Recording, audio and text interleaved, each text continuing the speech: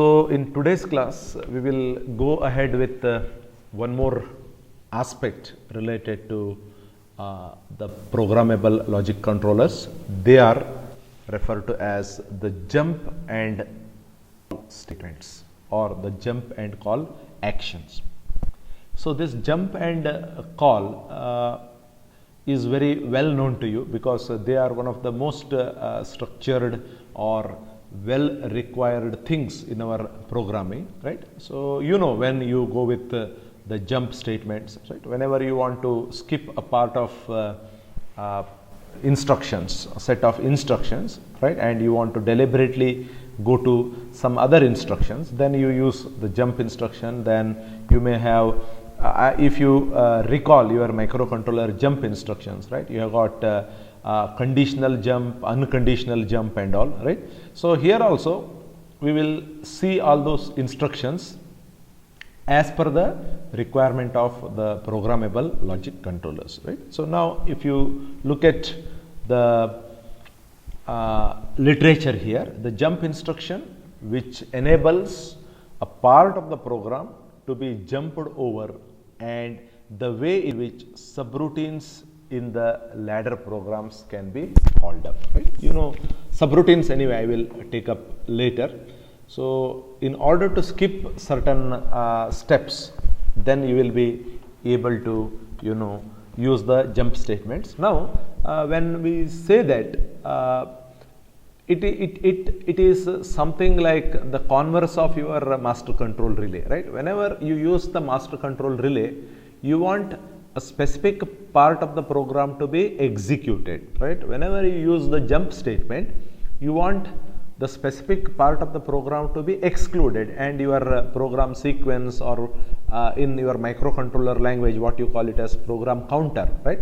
So it will point to that location which is identified or which is indicated by the operand in the jump instruction, right. For example, jump down, you have some instructions, it is just for recall. Okay, so now you have something called as JMP down. Okay, so few instructions will be here, these will be excluded. Now somewhere here, when you have the down label, your program from here, whatever you have written, that will be executed as per the requirement, right. So this is what you generally see in your jump instruction as long as the microcontroller is concerned. Now let us try to see how exactly jump instructions are executed and how they are linked with your subroutine programs, right. So what exactly are subroutines? Enable commonly occurring operations in a program to be repeatedly called up and used over again, right. So a specific you measure the temperature, okay, from an industrial process or something like that. Once you measure the temperature, say let us measure the temperature from two different entities, then based on those two temperatures you have got a specific calculations to be performed, maybe of 4 lines or 5 lines or something like that, right. And that common calculation is for so many values of the temperature. You measure the temperature with different values and you perform the same calculation. So since that part is repeated, you will be using that as a subroutine. This is a very common thing which you have come across in many of your programming languages, right. So therefore now these things, the jump instructions as well as the subroutines, we will have to see it from the point of view of the PLC. So here if you look at the diagram, a function often provided with PLC is the conditional jump. It is called CJMP, conditional jump, CJMP, right. So if something happens, then perform some instructions, else perform some other instruction. This is the simple syntax or the logic behind using the jump instruction. Now if you look at the ladder diagram here, which you can see. You have got some input, okay.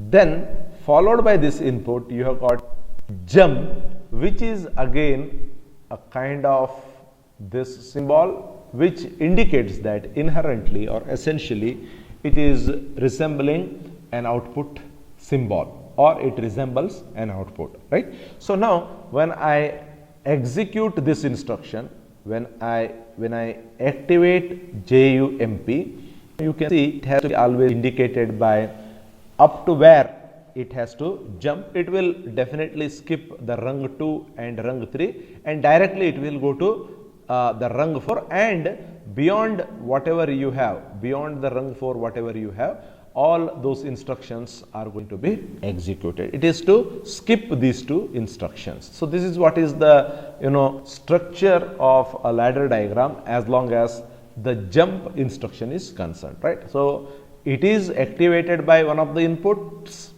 and based on the jump statement and its corresponding end statement, the program sequence will get transferred to the fourth rung here, skipping the second and third rung. This is what is the general format. Okay. Now after that, we will have to look into the specific format as long as the Mitsubishi configuration is concerned, since we are following the Mitsubishi nomenclature in our discussion. Now if you look at this diagram, it is the specific or the customized ladder diagram which is written for the same example which we have taken previously, right. So now you have got an input here, let us say it is X400. Please look here. So this is what is JUMP, what we have seen in the previous case, right. So that J is represented as CJP. CJP stands for conditional jump. CJP is for conditional jump. So CJP 700. So 700 as it is, right? It is as per your IEC 1131-3 configuration. So this is the symbol or the syntax that we use in our Mitsubishi format for the jump instruction, CJP 700. Then you can see here EJP, end jump. So jump between these rungs of the program if the input 1 occurs. That is what is the syntax here, right. So when the input 1 occurs, it is indirectly telling that you skip the rung 2, you skip the rung 3, and directly you go to this rung, and maybe from here whatever the subsequent rungs are there, all those rungs are expected to be executed. So this is what is the Mitsubishi format. Again, you can write the instructions also here in the similar way how you did it for your previous examples. Once if you have got the ladder diagram here, right. So how do you write the instructions here? First one is LD X 400. This is the first instruction. Then out CJP 700, or in some cases it is written as only CJP, right. Since it is a output format, you can see here, this I have already shown you, this is the output format. You can also write it as out CJP 700, similar to out M100 for your master, your internal relays, or some cases you can exclude this also. So then your next instruction is your LD X 401 here, then out. So these are not going to be considered now because of this JB 700 instruction, out Y431, then again your LD X402, then by out Y, so this should be 430, this is Y 431. Now you have EJP 700, right? So then you may have some more things here which I have not covered here. This is only the syntax here, right? So once if you start EJP, once if you write EJP, whatever you have subsequently, you may have some more rung here, something like this, right? You may have one output here, you may have one more rung here, output here, so on and so forth, till you go to the end instruction, right? So what happens is, once if your 400 is present, then you will be executing these two rungs, skipping these two rungs. This is what is the meaning of going with the Mitsubishi configuration as long as our jump statement is concerned. Jump between these two rungs if the input 1 occurs. So this is what is the format. This is very simple. Then to the next possibilities, as long as the jump statements are concerned, you have something called as jump within the jump.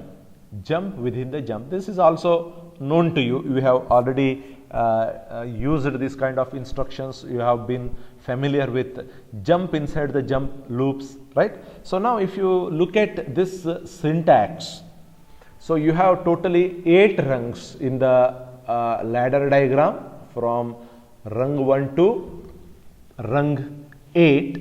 You have got totally 8 rungs. Now if the in is present, if the input 1 is present, then you will have to execute all these rungs till the rung 8. But in between, what happens is, when your 3 is present, you have one more jump statement coming here, and that jump state very similar to what we had seen in our previous example. That means it will skip this rung, it will skip this rung, and then it will go to this rung. That means if the input 3 is present, so skip these two and you go here. So this is what is the meaning of jump within the jumps, right? So maybe some of the practical examples related to jump within the jumps also we can see later. These are the two types of syntax which we use in our jump statement, as long as well as jump within the jump statement. Now after having seen that, let us now come to the next part of our discussion, that is the subroutines, right? Again, needless to mention what subroutines are. I have already told you previously. They are the small programs to perform specific tasks which can be called for use in the large programs, right? So measuring the temperature, making some calculation which happens to be a common part, again and again, instead of calling it, right, you can write those instructions externally, and as and when it is required, you will be calling them. And again, to recall, every subroutine program will be ending with a return statement. Return, otherwise the subroutine does not have any meaning. Subroutine, starting a subroutine should always have the ending instruction as the return instruction. That is a general thing. Let us look into these things, how these things are followed in your PLC scenario, particularly with your Mitsubishi configuration, right? So now if you look at this diagram, you can see here you have the input 1 and call to the subroutine conditional on input 1. So here you call P. This is the syntax. You have call P. So now you have rungs present here, subsequently main program and return point after subroutine. So now whenever I have this call P, it will be always ended with end of the main program, F end.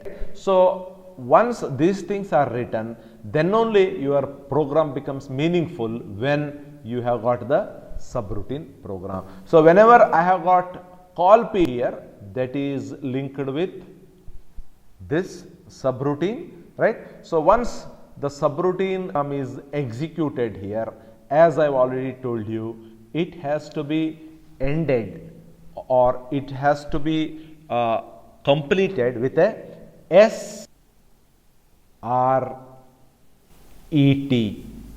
statement. It has to be ended with a SRET statement, which indicates that it is the end of the subroutine and now the program sequence has to go back to the next rung from where your subroutine program has started. That means in this particular program, it is going to be the second rung. So from this rung, you will be beginning the operation of or you will be resuming the operation of the main program. So this is a general thing as long as your subroutine subprograms are concerned, and again needless to mention that you will have to have an end statement which is used to indicate the end of the entire program. So this is what is the syntax for the small programs to perform specific tasks which can be called for use in the larger program or which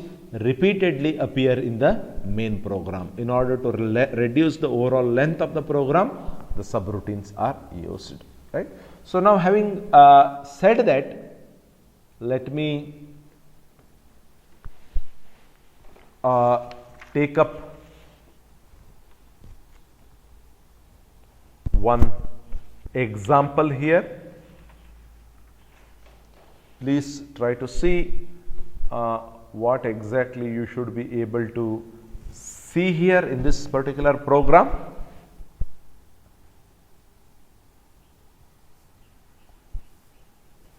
I will just draw the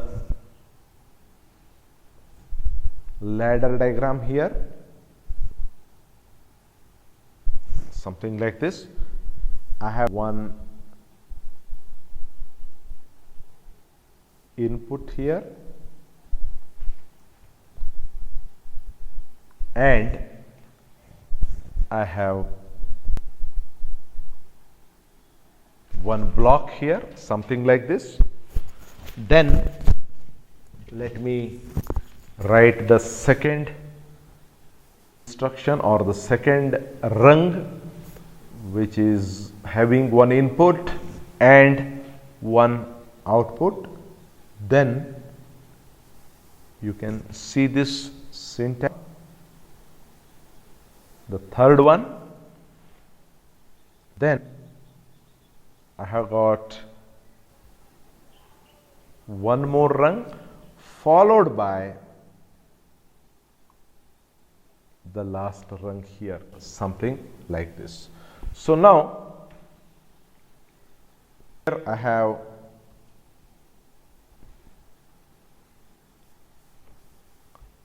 in 1 and here I have,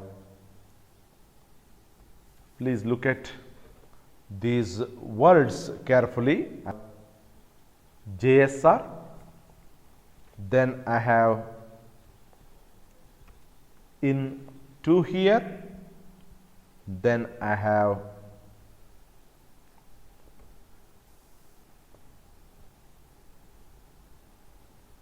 out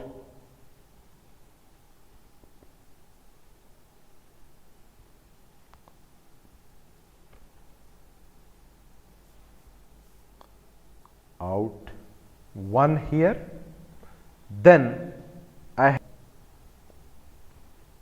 SBR. I have SBR, then here I have out 2, then again I have in 3, then out 3. Last instruction here is RET. Please try to find out what exactly are going to happen. So, even in the examination also, you might be having some small questions on this kind of ladder diagrams. So, you should be able to write after each instruction is executed or after each rung is executed. So, what is going to happen here? What exactly you are going to get as the outputs, right? So, please try to analyze this. You should be able, it is a very simple one. So, you have got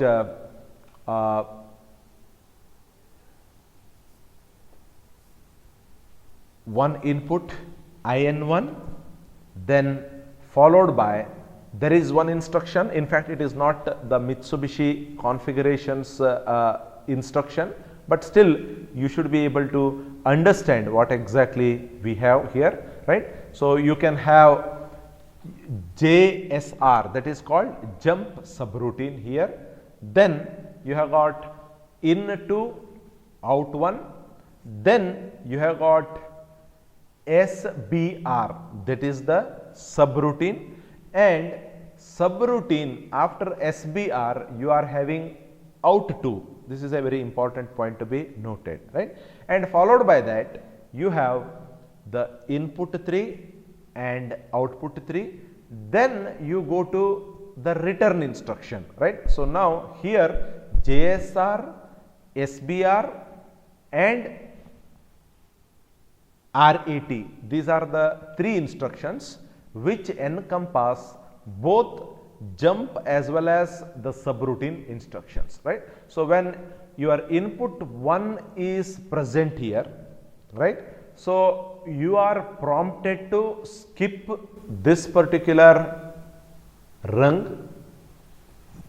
When input 1 is present, you are prompted to skip this rung, that is the second rung. Input 2 and output 1, they are not going to be executed, because you will be going to the JSR where your subroutine begins, and with the input 1 you will be able to get the output 2. When your input is present, your output 2 occurs. So, that is what as an end user I should be able to know, right. Whether it is because of the jump statement, whether it is because of the subroutine, that does not matter. When the input 1 happens, when the input 1 takes place, you are going to get the output 2. And of course, followed by that, when your input 3 takes place, when your input 3 takes place, so again your output 3 also takes place. Then your program will return, okay, your program will return. So, where exactly your program returns? Now, that is the point to be noted here, because the program has to return to the next instruction from where your subroutine was prompted, right. The subroutine was prompted somewhere here, you have got JSR. So, now your program has to return to this particular rung, that is your IN2 giving the output 1. So, this is what is the interpretation of the ladder diagram here, right, and whatever the instructions are to be written here, right? So those instructions are to be written only as per the requirement of the Mitsubishi configuration. One of the instructions I have already written earlier, and we will try to take up some small examples which fall under the categories of the jump and subroutine instructions, right? So maybe you can think of some practical examples which are repeatedly required to be performed based on some kind of the inputs, one input, two inputs, multiple inputs happening, the various logical combinations of the different inputs happening, right, and or X or something like that, right. So a repetitive part of the program is to be executed by your subroutine subprogram. Now for example, if I have some kind of sensors here, right, so this is your calculation part. Here I have got one sensor, here I have got one sensor. Let me this as sensor S1 and this as sensor S2. So these sensors, let us say they keep giving you the input at an interval of say 5 times. Every 5 minutes they are going to give you the inputs, right. So now based on these inputs, some action has to take place here, right. So maybe when S1 is present and S2 is present, right, if the time is not 5 seconds or 5 minutes, if the input has not changed, whichever is the condition, then you perform some here, or you perform some action rather than the calculation, you perform some action, right. So you read the things, you activate some photo sensor, you activate some LED, whatever it is, right. So that particular part is a repetitive part, this part, and this happens for every 5 minutes for 24 hours. So these kind of situations would be realized with the help of the subroutine programs, right. And whenever you want to skip some of the operation by virtue of some kind of the inputs happening or inputs taking place, then you can use the jump statement. The combination of the jump and subroutine also can be realized based on the needs, right, what exactly is the requirement in your programming. So this is what is about the jump and subroutine statements, right. Of course we have not looked into any program. So later when we discuss about the other aspects of our PLC which we are supposed to follow now, right. So maybe some of the case studies and other things which we take up. So let us include all these kind of things like your master control relay, internal relays, battery backup relays, right, so pulse timers and other things. So now with this, now we have come to the end of this particular topic, wherein we have discussed about, let me go back to the starting slide.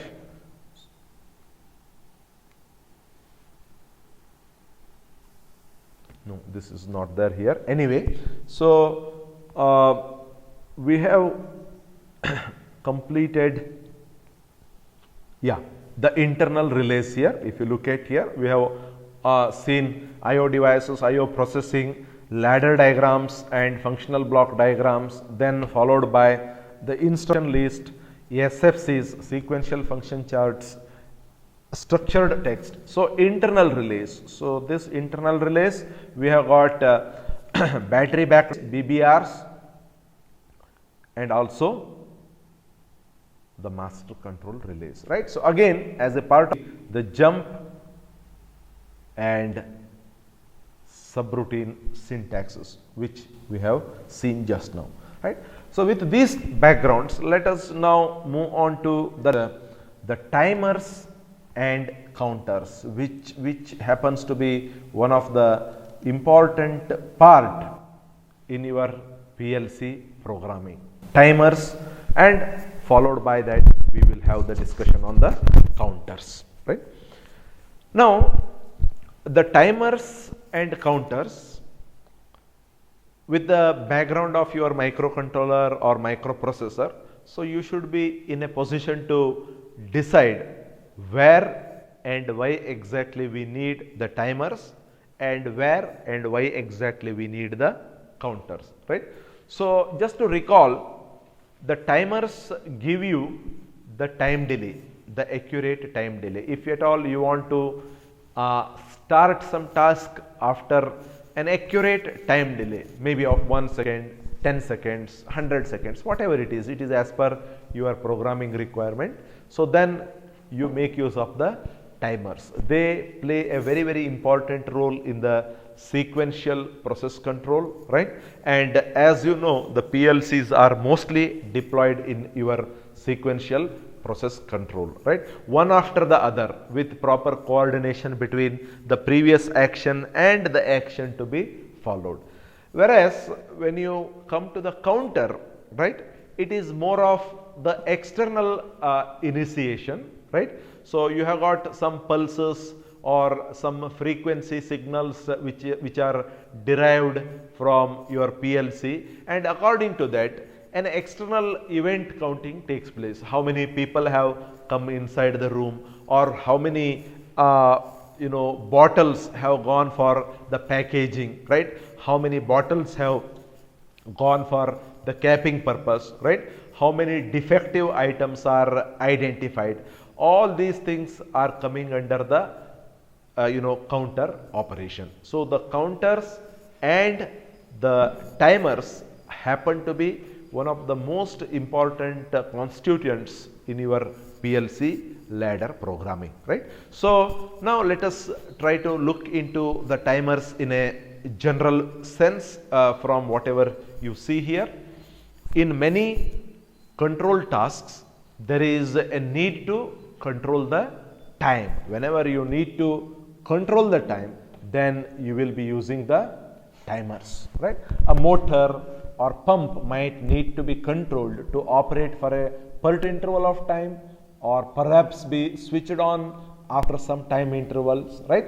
So, in order to take these kind of situations, practical situations, right, we have those provisions in our PLCs, right, have the timers built-in devices. Of course, almost all the sophisticated processors, microcontrollers and all, they have the timers as a built-in devices, right, but your PLCs are also not an exception to that, right.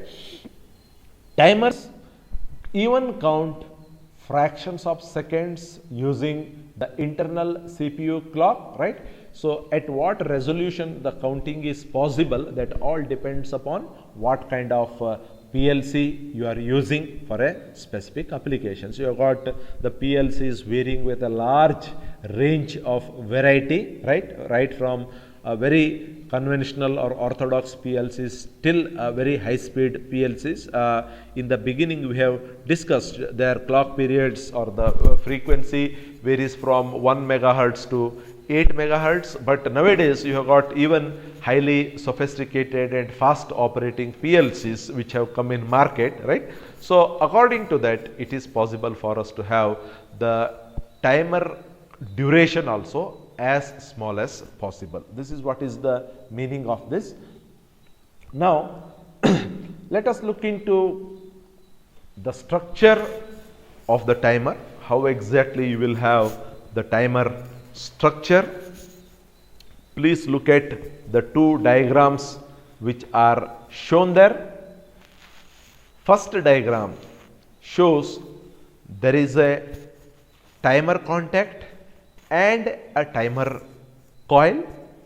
As you can see, you have got the time contact, because these type of contacts are very common and we are all familiar with this type of contacts, and as long as the output is concerned, it is in the form of a coil, something like this, right. Again, it is related to your timer. A common approach is to consider the timers to behave like relays with coils, which when energized result in the closure or opening of the contacts after some preset time. So you have got the contacts and you have got the coils, but before the coils operate, after they are activated by the contacts, there will be some time delay. This is what is the meaning. The timer is thus treated as a output for a rung with the control being exercised over the pair of contacts elsewhere. So that is the reason why in diagram I have not shown it something like this, right, whereas it is something like this. This is somewhere here and the end contacts or the coils are something like this. That means it is not necessary that the contacts as well as coils belong to the same rung. The coils could be located somewhere and their corresponding activating contacts may be located somewhere else. That gives a lot of programming flexibility, right. So if at all it is possible for you to control something which is located away by the contact which is going to control it, right. So that is the meaning. Now if you look at the second diagram, this is specific here. I have got the input contacts here, I have got the input contact, I have got the output coils, in between I have got timer. This is similar, we have already seen this kind of operation earlier. Now I have got some coil, some contact here, some coil here. So this operation all of you know, the moment the input is activated, the output is going to be either closed or open depending upon what previously position it was. So now in between that I am adding a small delay here. That is what is the meaning, right. You make the output contacts to get opened or closed after a preset delay, after a preset time. That is what is the meaning. Some treat a timer as a delay block which when inserted in a rung delays the signals in that rung reaching the output. Time delay before the input signal reaches the outputs. This is what is the meaning of the timer operation with some different school of thought. One, a timer contact remaining somewhere and its output coils are getting energized somewhere after preset time. The second one, between an input contact and the corresponding output coils, you insert the time delay and you make the output contacts to receive the signal from the input contacts after a predetermined time delay, which is called here as the preset time. This is what is the structure of the timers used in our PLC scenario, right. Now after having seen this, let us try to look how these things can be materialized as per our IEC 1131-3 standards or any other kind of standards. What are the different types of the timers that we have in our PLC scenario, right.